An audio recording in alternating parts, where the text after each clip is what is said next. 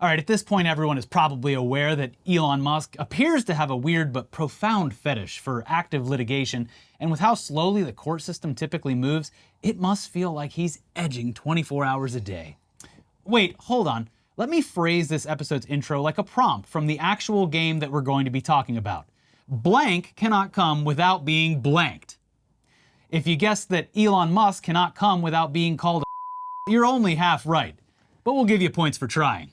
Clearly the answer is that he cannot come without being sued, and luckily one of the largest party games of a generation, Cards Against Humanity, is now suing Elon Musk for trashing some land that they purchased in Texas a few years back during a very successful marketing campaign that in part attacked Donald Trump's attempts at building a border wall. And this one's gotta hurt, because you know he loves Cards Against Humanity. It is the perfect game for people with his very specific sense of humor, which is doing puns. Yes, and being random. The ultimate take right now, the reality-bending take would be Elon Musk posting, "Unfortunately, Cards Against Humanity has gone woke." Yeah, it's coming. It might have already come. But first of all, it feels like we should start with the fact that neither of us really care for the game itself. We've previously stated that anytime someone brings out a copy of Cards Against Humanity at a party, it's a good sign to start heading for the door, because you're about to see a bunch of normies nearly choke themselves laughing at jokes that they'd fit in perfectly at a frat house or early seasons of Family Guy. That's the level of...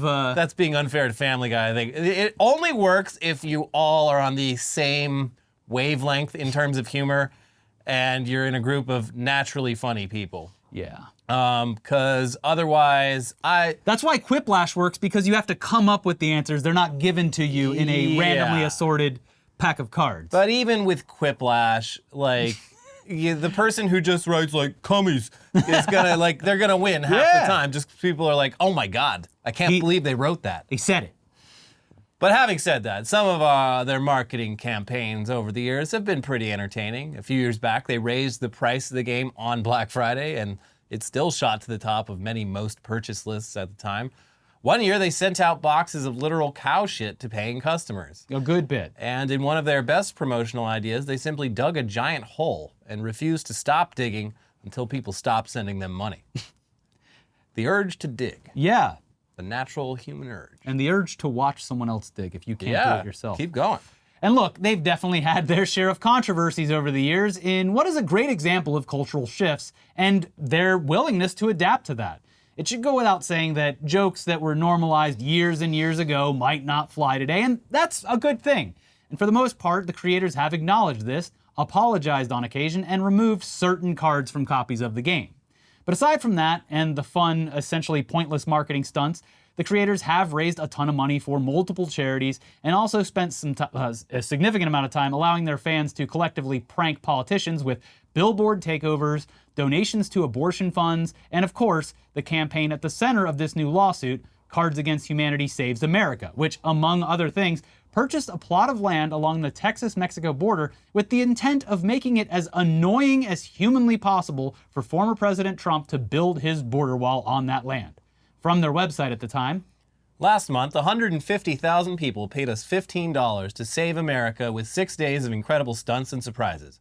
For day one, we used some of the money to purchase a plot of vacant land on the US-Mexico border and retain a law firm specializing in eminent domain to make it as time-consuming and expensive as possible for Trump to build his preposterous wall. The whole legal process can take quite a long time. Who knows, maybe longer than the current president will be in office. They were right. For however long it takes, we are ready for a protracted resistance to any attempts by the government to build a wall on this land. Signed, their lawyers at Graves, Doherty, Huron, and Moody. And now, 7 years later, that campaign has inadvertently drawn another egotistical maniac into its orbit. Elon Musk, whose rocket ship company, SpaceX, decided to dump a bunch of shit all over Cards Against Humanity's land, resulting in this new multi-million-dollar lawsuit. So here's the Texas Tribune with more on that. The game company Cards Against Humanity is suing Elon Musk's SpaceX for $15 million, accusing the corporation that launches rockets from Texas of illegally trespassing on South Texas land and destroying property. The lawsuit, filed in Cameron County, was posted on a website the company is using to call attention to the civil battle. The suit claims that SpaceX has used Cards Against Humanity's once pristine property filled with wild grass and cacti and changed the entire dynamic of the area by using the land as a construction staging site. SpaceX acquired vacant lots along the same road as the property and has constructed buildings around the area. According to pictures included in the lawsuit, the property now looks like an unfinished work site filled with machinery and piles of materials. If Cards Against Humanity wins the lawsuit, it said they will equally split the lawsuit's net proceeds among all 150,000 of the contributors, up to $100 each. Oh, wow. Which is the hashtag for people that did contribute back then is Elon owes me $100. Yeah. Yeah. That's a hell of an investment. 150,000 people gave us their hard-earned money, and in exchange, we vowed to protect this land from racist billionaires and their dumb vanity projects, the company said on their website devoted to the lawsuit. Cards Against Humanity isn't alone in criticizing SpaceX's arrival in the region. In a Reuters article published Friday, several people across South Texas, including residents in Brownsville, have voiced their concerns about Musk's encroachment on their properties, saying that this is an example of unchecked expansion. And on the website that they've created for the lawsuit, they posted some pretty shocking examples of Musk's company appearing to do whatever the hell it wants on property that legally doesn't belong to them. Along with the photos, they added, "Just look at it. He fucked it. Elon Musk's SpaceX was building some space thing nearby, and he figured he could just dump his shit all over our gorgeous plot of land without asking. After we caught him, SpaceX gave us a 12-hour ultimatum to accept a lowball offer for less than half our land's value. We said, go fuck yourself, Elon Musk. We'll see you in court." And then the website also includes links to coverage, the lawsuit itself, pre-made prompts for contributors to the original land purchase, and a counteroffer. They'll also accept Twitter.com as compensation. He can finally get out from under this albatross around his neck. He can just give Twitter over to Cards Against Humanity. Well, Twitter.com, which it's just redirecting to X.com, the everything app. So they should update their wording then, because his lawyers will just have a field day on that. Anyways, since we're on the topic, we should probably point out that the self-proclaimed politically moderate Musk has continued to throw any nuance to the wind by recently claiming that if Kamala Harris wins the US presidential election, not only is humanity doomed, but also he's not going to be able to take everyone to Mars anymore. I would have loved to have done it, but Kamala became president, so now no one can go to Mars. We were totally on track to do it. We were on track. We were going to start next year. Everyone was going to have and it was going to be free. You're all going to get to go to Mars. And by the way, everything on Mars is perfect and it's beautiful. And we're already growing lots of stuff there and other things that are totally made up. But yeah, it's a great scapegoat for something that absolutely was not going to happen in the near future anyway. Now it's Kamala's fault. Yeah, he can use this. He makes a lot of promises that wind up not panning out. Yeah. And now he's got the perfect excuse every time that happens. Yeah, it's a blatant example of the type of complaining that we are gonna see from him and other billionaires in the near future. Oh no, my shitty AI platform isn't saving the world because of Kamala Harris. She's just gonna become the stand-in for the word woke. Yeah. Oh, my butler robot can't ship to consumers because of Kamala Harris. And by extension, woke. Oh, boo-hoo. Boo-hoo. And this is, of course, in spite of the fact that the US government, especially in Democratic-run administrations over the years, has given his companies billions of dollars in funding and tax breaks. Here's what he said in a recent tweet that was way too long to read. Sorry, happy for you or sad, whatever. I don't have time for all that. I ain't reading all that. Here's part of it. One of my biggest concerns right now is that the Starship program is being smothered by a mountain of government bureaucracy that grows every year. The stifling red tape is affecting all large projects in America, which is why, for example, California has spent around $7 billion and several years on high-speed rail, but only has a 1,600-foot section of concrete to show for it. That is fake news. Yeah. You literally fought tooth and nail, Yeah. against any forward progress on California's high-speed rail and promoted what turned out to be a failed company with a bogus product in order to trick people into deprioritizing and defunding the high-speed rail project because you said, quote, public transit is a pain in the ass. And you think it's gross to be surrounded by strangers. Also, they've completed way more than that. Yes. This is a thing that, like, it's so weird. This started within the last year, and all of they took information from, like, 2018, and they're just presenting as if it's the current state of things. Because they know that everyone on the internet, what are they going to go drive up to like Fresno and check out what's being constructed or whatever? No. Yeah. Also, I mean, Or the one to Vegas? Yeah. the biggest reason why it's taken so long and been so expensive is that California, California, if you want to call it, has some of the strongest like property rights in the country, and it makes it really fucking hard to do any public projects that require eminent domain. Yeah. So this is one of many examples of California actually being like A very conservative state. not just a very conservative state in some ways, but like the state that invented specific branches of conservatism that still persist to this day. Anyways, it continues. While I have many concerns about a potential Kamala regime, my absolute showstopper is that the bureaucracy currently choking America to death is guaranteed to grow under a Democratic Party administration. This would destroy the Mars program and doom humanity. It cannot happen. Your help would be much appreciated. This is a fork, maybe the fork, in the road of human destiny. Calm down. Also, please don't make us tap the sign again, but yeah, we have a near perfect planet right here that we're all living on right now. It's a fixer-upper, but We are currently in the Goldilocks zone, and we'd like to stay here. yeah. So if you just focused some of that energy, power, money, and hired talent on saving the planet we currently inhabit instead of actively destroying it in an attempt to leave, that'd be great. Yeah, because that was like his whole thing that elevated him to a cult-like figure, was that he was going to save this planet. No. But speaking of destroying things that were previously working, Musk has also decided to make the block function pointless in the very near future by allowing anyone that you've previously blocked to still go ahead and read all your tweets anyway, which, this should go without saying, will inevitably lead to even more widespread harassment of users on his ramshackle website. This is proof positive, and I hadn't even thought about this until I saw this news, but I'm like, how many of Twitter's remaining employees are women? Probably not a lot. Probably, I mean, I want to see some actual numbers because I feel like if they had more women on the team, they'd be like, no, They would understand this is why a the terrible block- idea, Yeah. and here's exactly why from personal experience. Anyway, here's The Verge with more. X will now make your posts visible to users you've blocked. In a reply on Monday, X owner Elon Musk said the block function will block that account from engaging with, but not block seeing public posts. Currently, X displays a "You're blocked" message when trying to view the profile of a person who's blocked you. In addition to blocking all posts, it also prevents you from seeing their replies, media, followers, and following list. While a source at X told The Verge that the platform is making the change because people can already view posts from users who've blocked them when using another account or when logged out, several people at The Verge have noticed that X actually prevents you from viewing someone's profile if you are logged out. Yeah, it's you need to be signed in. You can see individual tweets if you're not logged in, but no, you can't look at profiles if you're not logged in. So. And while it will still theoretically stop people from harassing you directly, it also makes it far easier for them to access tweets and circumvent the guardrails that previously made interaction like that more difficult.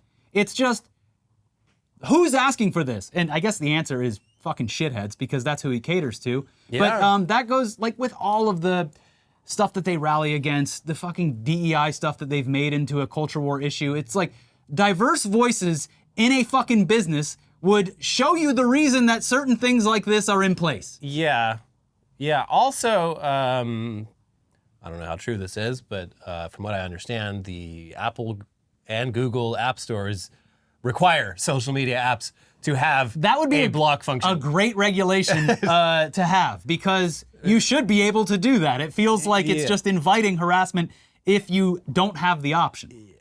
Yeah. But moving on, but also still keeping with the theme of shitheads against humanity, MyPillow CEO Mike Lindell is back in the news once again, and this time it's completely unrelated to his never-ending quest to retroactively prove that the 2020 election was fraudulent and rigged, despite countless court cases and plenty of time to provide all of this supposed proof that he's been sitting on, and also the fact that he owes a man $5 million. And he owes a company upwards of $1 billion, depending. He owes a lot of people a lot of money. Which does beg the question, is he going to be disputing the results of the 2020 election for the rest of his life, even after multiple other elections have come and gone? Or will he pivot to the current presidential election and open himself up to even more billion-dollar defamation lawsuits? It would be kind of funny seeing this guy at 90 years old claiming to finally have found proof of an election from 30 years ago being rigged. Yeah. Oh, Vindicated. Vindicated. At last. While he shits his pants from the podium. But look, that's not why he's in the news this week. This time it's because his pillow company blew the racist dog whistle so hard that even humans with a basic level of reading competency could hear it. Over the weekend, an ad for MyPillow was posted to their official account offering a steep discount on their standard model. These bad boys, These fluffy boys. they typically run for the eye-popping price of $50. Fuck off. Get out of here. But No. not anymore, Elliot. Don't Oh. worry. How about $30? Yeah, okay, No, now we're talking. That's still too much. All right, you all win. Mike Lindell is now offering his pillows for the suspiciously low price of just $14.88.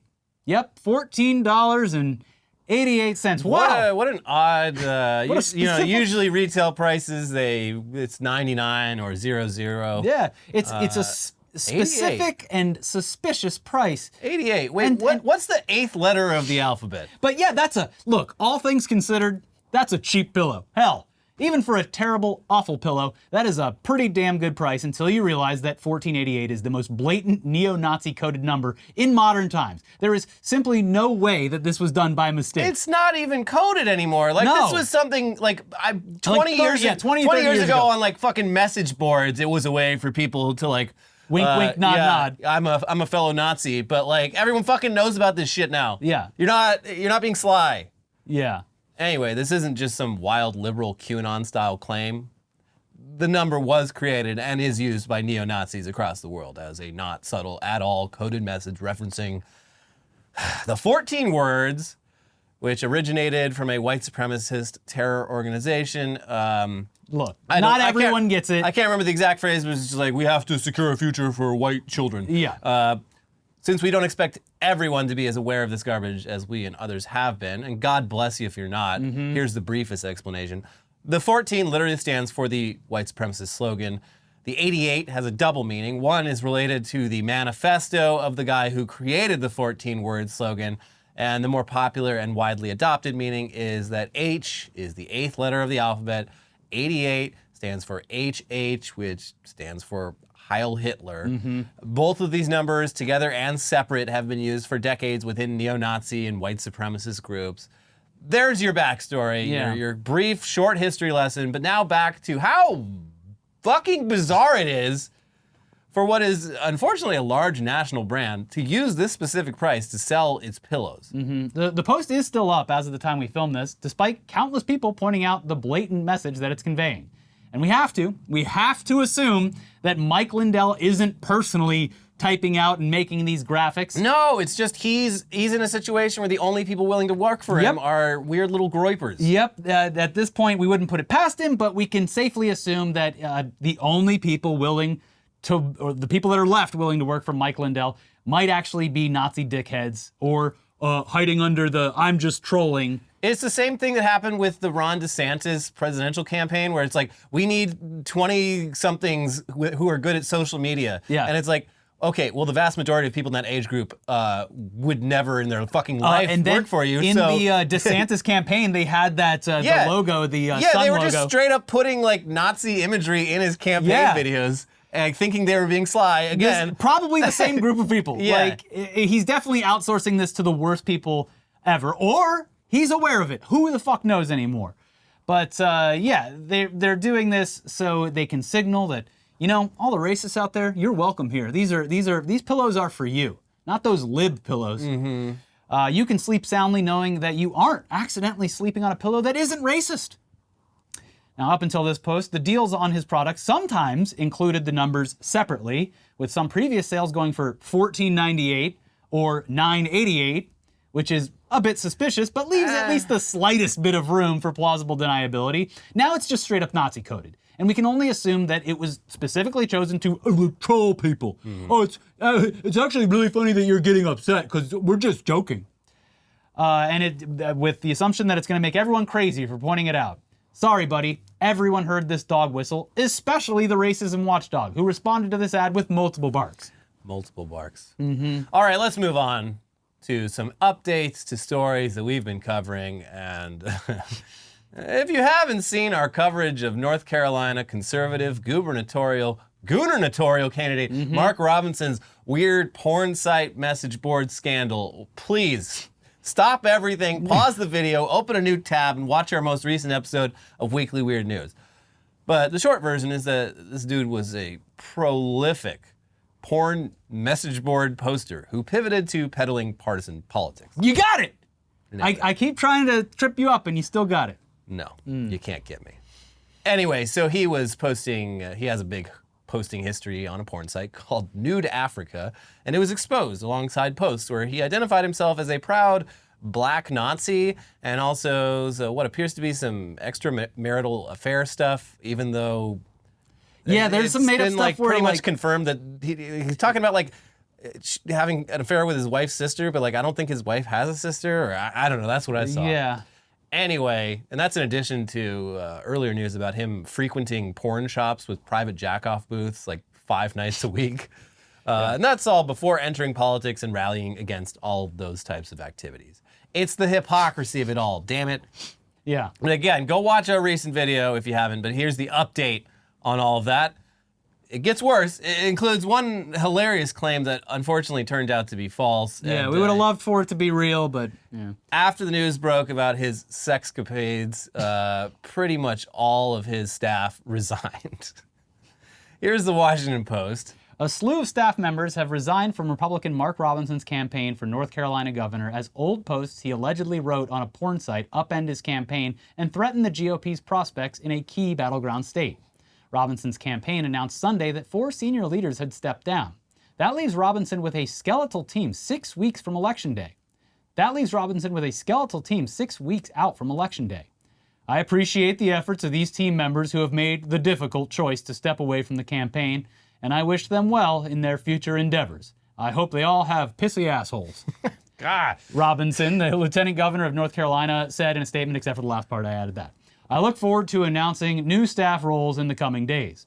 And the power vacuum in the Robinson campaign, it did seem to be filled relatively quickly. I mean, beggars can't be choosers. Yeah. And this kind of power vacuum with this sort of a timeline, it opens up the possibility that some really unlikely characters might fill those roles. Well, it seemed like it was filled, or at least everyone thought it had been filled, when on Sunday night, none other than Jack Burkman of the famed Burkman-Wall dynamic duo allegedly announced that he was going to take control. He didn't allegedly, he announced it. Well, it turns out he was making it up, but he announced that he was taking control of Mark Jack Robinson's... Burkman lying in public? What? He made the announcement standing on his front yard with his pants down or with his fly open. But yeah, he said he was taking control of Mark Robinson's campaign, which, like, of all things to happen in this election cycle, would have been the best and funniest outcome. Yeah, and it seemed plausible, because I'm like, yeah, Mark Robinson's fucking radioactive right now. Yeah. He's a pervert and he's a Nazi. Like, you're gonna A self-proclaimed one. You're gonna have a hard time finding political talent willing to run that campaign. You might have to turn to some characters. I wouldn't put it past Jack Burkman or whoever to be like, hey, the offer's still on the table. Yeah. Listen, I preemptively announced it knowing that you would see the news. That's a tactic that they've done before. They've tried to like make the truth happen and then have it fulfilled later. Yeah. Yeah. It's a kind of confidence I cannot relate to. Yeah. So Burkman, or more likely Jacob Wohl, who's been rumored at times to be the one that posts to Jack Burkman's account, posted the following on Sunday night. I am officially announcing tonight that I have assumed the position of acting campaign manager for Mark Robinson. Mark is a great American and a perfect governor for North Carolina. We look forward to a big victory in November. I will be spending the next 43 days in North Carolina mobilizing our massive coalition of supporters to make Robinson the next governor of North Carolina. Donate today. He then linked to a donation site where rubes can presumably set their money on fire. Yeah, I would not click that link if I were you. Yeah. Unfortunately for everyone, though, it appears as though this is fake news. Oh. And Jack Burkman, at least as of now, will not be in charge of the Robinson campaign. This update came from Will Sommer, who confirmed via a local reporter who'd reached out to the campaign directly. A lot of people were excited, yes, that Jacob Wool pal Jack Burkman claimed to be running the Mark Robinson campaign in North Carolina, but it's not true. Now, hold on, because the person that he quote tweeted said that he reached out to the Robinson campaign and they just said that it wasn't true now. That doesn't mean in the future they won't get desperate enough to enlist the amazing talents. Well, maybe it's not Jack Burkman. Maybe it's not Jack Burkman, because as the most recent time we talked about this guy's running that fake AI lobbyist company. They were both using fake names because they're so radioactive that they couldn't hire anyone for their company. So maybe Jack Burkman's using the alias he used in what was it, Lobbymatic? Yeah. Hello, my name is Man Incognito. I'm here to run your campaign with the power of artificial intelligence. And the artificial intelligence is literally just emailing a prompt over to Jacob Wall. Yeah. And then having Jacob Wall write fan fiction. By the way, Jacob Wall and Mark Robinson writing a book together, a romantic novel, would sell like hotcakes. They'd make the Marquis de Sade blush.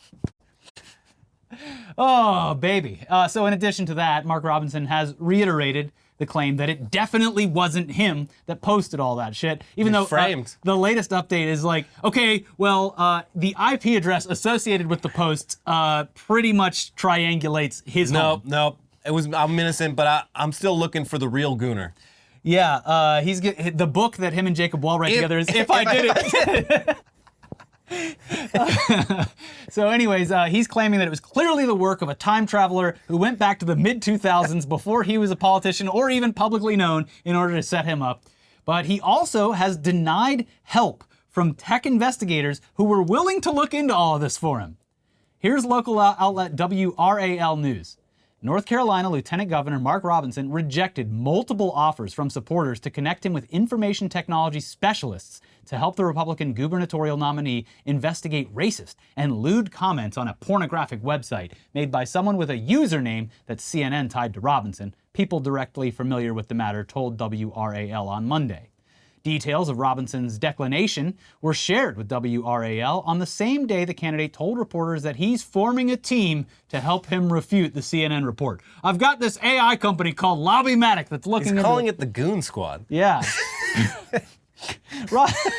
Robinson has denied the allegations, but some fellow Republicans want him to take further action. They've encouraged him to prove that he didn't post the comments and to sue if the allegations are indeed false. Yeah, so like in the immediate aftermath, it was just like seemed like they were standing by their man, but it's more and more looking like they're like, well, this isn't something you could just say, no, that wasn't me. There's at least one person who isn't standing by him, but isn't moving aside from him. Did you see the stuff about the toy soldiers? No, what was that? Oh, so his screen name on the porn website and every other website was Mini Soldier. Oh yeah. And turns out the source of that is the fact that Mark Robinson is a big model train guy. Oh, that's a fun activity. But also, he's one of those guys that collects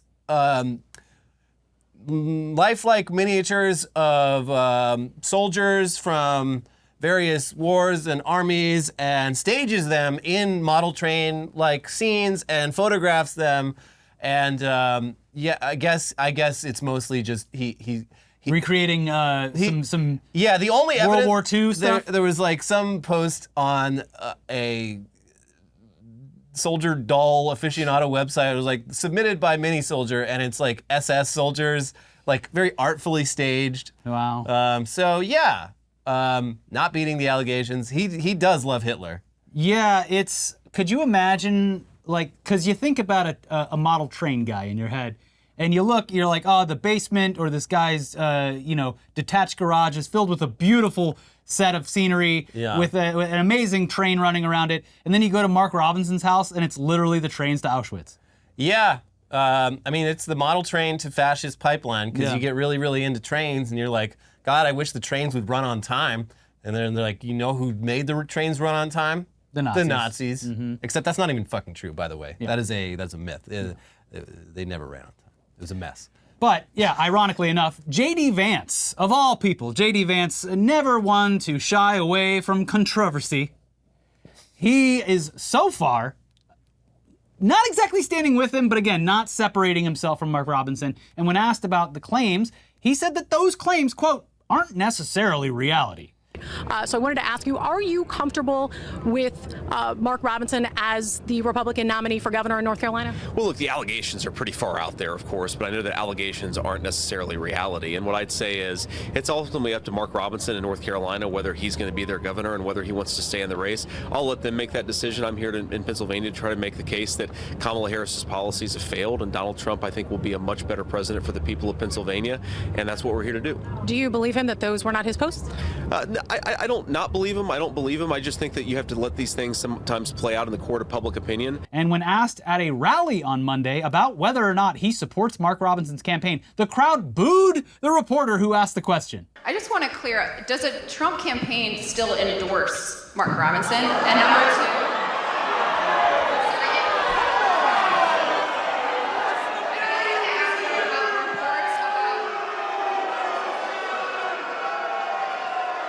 But meanwhile, Trump's been campaigning in North Carolina, and Mark Robinson is very conspicuously not joining Trump on stage at these events. There's also another person who is very obviously not allowed anywhere near the campaign anymore, and she has been posting through it. Yeah, so while we're putting a bow on some recent stories, we do have an update on the RFK Jr. affair with the New York Magazine journalist Olivia Nuzzi. For clarity, that's not the person I'm referring to Oh, before. who are you referring to? Laura Loomer has been posting through it because she's banned from the campaign. Oh. Yeah.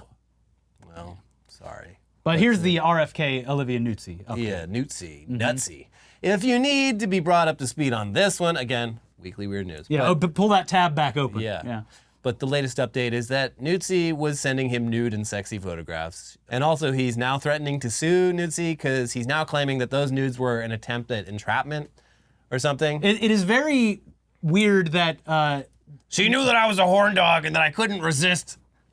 Yeah, like, I failed the marshmallow test. This is like opening a pack of peanuts next to someone with a peanut allergy. You knew exactly what we were doing. Anyway, here's the Daily Beast. Robert F. Kennedy Jr.'s boasting to friends that star reporter Olivia Nuzzi had sent him intimate photos was what led the scandal to explode, the Daily Beast can reveal. News of the 70-year-old's bragging reached the ears of the 31-year-old New York Magazine correspondent's boss, who confronted her over the photos. Nuzzi repeatedly denied an affair to David Haskell, New York's editor-in-chief, but eventually told the truth. Nuzzi has now been suspended and is being investigated over her journalistic ethics by an outside party. Puck News reported Friday night that Nuzzi allegedly sent demure nudes of herself to RFK Jr. during their sexting affair. What is a demure nude? What does that mean? Well, maybe it was just because the word regained popularity recently. But that's not what, a nude cannot be demure. Very demure. And luckily that word's dead now because of this. Here's the New York Post, who speaks to the claim about RFK being tracked by these nudes. Robert F. Kennedy Jr. is investigating a possible lawsuit against sexting New York Magazine writer Olivia Nuzzi, who allegedly bombarded him with increasingly pornographic photos and videos, while tricking him into unblocking her numbers, according to a mutual friend. Hey, hold on. It's not a nude this time. It's actually really important. Gotcha. Okay, it's a nude. I love you. Kennedy, 70, has hired security expert Gavin DeBecker to probe the saga because he is allegedly pursuing civil and potentially criminal litigation against the 31-year-old star political reporter, according to Jessica Reed Cross, who knows them both. Quote, "This had nothing to do with romance," DeBecker said of the sordid saga. "He was being chased by porn." Gavin DeBecker, side note, he's the guy that Jeff Bezos hired when his texts, his actually literally demure texts with his girlfriend got leaked. And Gavin DeBecker stated with authority that it had been Saudi Arabia, which would later turn out to be not fucking true. So yeah, just for context there. He's saying very authoritative things here, and maybe he's not so sure. It continues. Nuzzi, who was placed on leave last week, allegedly tricked the married politician into receiving her racy messages after he first blocked her number over a flirtatious remark she made just 2 weeks after her profile on him was published in November 2023, according to Krauss. A few weeks later, Nuzzi emailed him asking to be unblocked, claiming she had urgent information about a hit piece being prepared against him. Krauss wrote on her House and Habit Substack, He unblocked her for that conversation, but later that night, she sent him a provocative picture, prompting him to block her again, Krause alleged. For the next 8 months, Krause claims, Kennedy kept the Washington correspondent's number blocked, aside from a handful of times when she reached out from different emails and numbers, insisting they speak for urgent discussions about an imminent hit piece.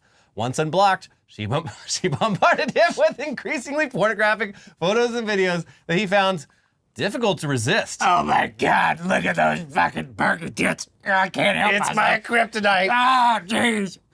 After brief exchanges, he would block her again. All right, yeah, I'll sex her a little bit. No, I love Cheryl. No. He literally was having post-nut clarity. Other friends Krause said she spoke to believe Nuzzi allegedly set him up. Set him up for what? She was loving it, apparently. Yeah, like how would that work? Like if the setup is like, haha, you fell for it. Me, a journalist, but I'm writing the story about how I seduced a presidential candidate. That's totally going to bring me prestige and respect in my profession. What? Yeah. Well, there's that update. And that's it for today's episode. We will, of course, be back for more. But apparently the like button lights up now when we tell you to like the video. Like the video. Pause. Like the video. But that is, of course, unless people are lying to us on Twitter. But who would go on the internet and lie? A lot of people. So regardless of whether it lights up or not, hit the like button, leave a comment down below, talk about the topics that we discussed today, and of course, watch our most recent videos. They're popping up right over here. If you have no idea what we're talking about, well, guess what? Context, Yeah, baby. if you made it through this video without having seen these previous videos, I'm sorry. Yeah. You did it wrong. Go backwards. Yeah. Anyways, we'll be back soon for some tech news. See you soon. Bye-bye. Bye.